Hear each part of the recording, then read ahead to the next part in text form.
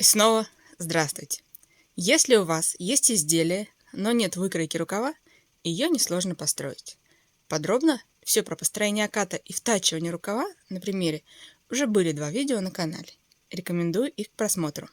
Сегодня об отвесных вточных рукавах и о таком важном факторе, как припосадка. Рукав просто понять. Если посмотреть на него не с целью понять, как это построить, а что он из себя представляет, все несложно. Припосадка. На вопрос, зачем она нужна, уверена, сначала хочется ответить, чтобы большую длину оката совместить с меньшей длиной проймы. Технически да. А зачем? Сейчас все расскажу. Уверена, взглянув на привычные вещи по-новому, вы перестанете бояться построения оката рукава. Мне кажется, многим окат представляется как некоторая площадь, ограниченная непонятной кривой линией. По-быстрому, как понять рукав? Есть пожелания по модели. Ширина рукава – это замер с прибавкой обхвата плеча на уровне проймы. Кстати, при построении самого изделия половина этой прибавки идет к замеру проймы. Далее надо отложить высоту оката, которая замеряется просто от точки конца плеча до линии глубины проймы, если трикотаж облегающий.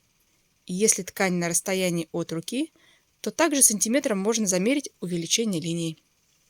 Следующая пара важных точек на этой кривой. Через внешнюю сторону руки провести замер между точками примыкания руки к телу. Лучше, придержав сантиметровую ленту, отвести руку в сторону на расстоянии, предполагаемое для активности в этом изделии. Высоту расположения этой линии также можно замерить. Подробнее в роликах было. От верха оката в сторону по прямой немного по 1,5-2 см, чтобы рукав был без объема ненужного вверху. Самый низ оката переносится с проймы. Далее линия, которая должна соединить точки, сверяется с длиной проймы. У вточного рукава окат длиннее проймы.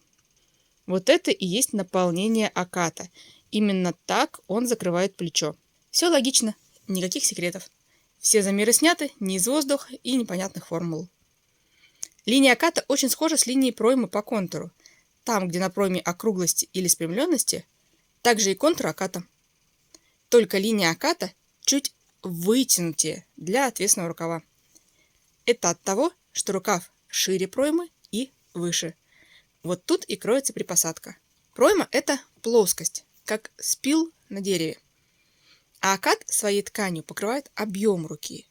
Так как это рукав притачивается к пройме, то именно она задает границы по высоте их обоих нахождения. Пройма по высоте замеряется прямой линией. Окат же на этом расстоянии имеет выпуклую, более длинную линию. Вот и получается, рукав в части оката длиннее и шире рамок проймы. Припосадка.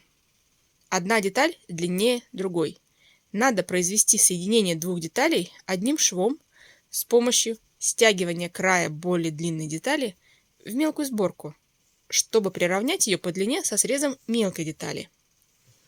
В итоге обе детали занимают равное расстояние в пространстве, по высоте или ширине, но внутри этих рамок одна закрывает собой более объемный объект. Сделать сборку стоит максимально деликатно, чтобы не создавать видимых складочек и излишнего объема, если не надо. Чтобы сделать припосадку без дефектов, надо определить, где по вертикали наибольшая разница длины оката и проймы. Именно на этом участке и надо проводить максимальную концентрацию припосадки. Ведь цель именно в том, чтобы наибольшее расстояние оката расположить на соответствующем меньшем участке проймы. В самом низу оката линии по высоте достаточно схожи по длине с высотой проймы.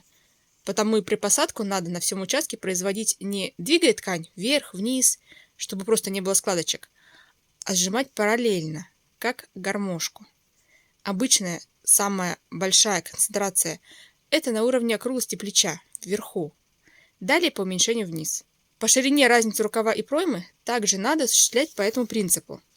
Сжимая по вертикали, мы уже немного воздействуем на ширину, так как участки все же достаточно диагональные.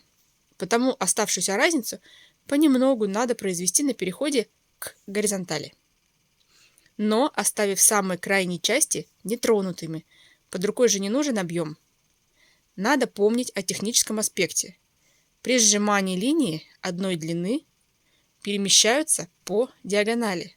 И, чтобы занять положение ткани, которая только что там была, они должны стать длиннее. А этого не может быть, потому они просто не дотягивают до этой ширины. Это незаметно, и на это можно не обращать внимания, если смещение окончания линии минимальное, потому натяжки возникнуть не должно. Но это еще одна причина делать это деликатно. Именно то, что стягивают часто ниткой лишнюю длину по принципу, чтобы не было складок, неважно куда и насколько, является причиной перекосов. Линии занимают другое положение по длине, большее или меньшее, и это дает заломы, натяжение, провисание. Если разобраться с ответственным рукавом несложно, то рукава под меньшим наклоном могут тоже вызвать вопросы. На что ориентироваться при их построении? При более свободных изделиях, широких, углубленной пройме, рукав тоже меняется. Исчезает такая сильная разница между длиной проймы и оката, потому снижается степень при посадке, сходя с уменьшением наклона рукава на 0. Но об этом в следующий раз.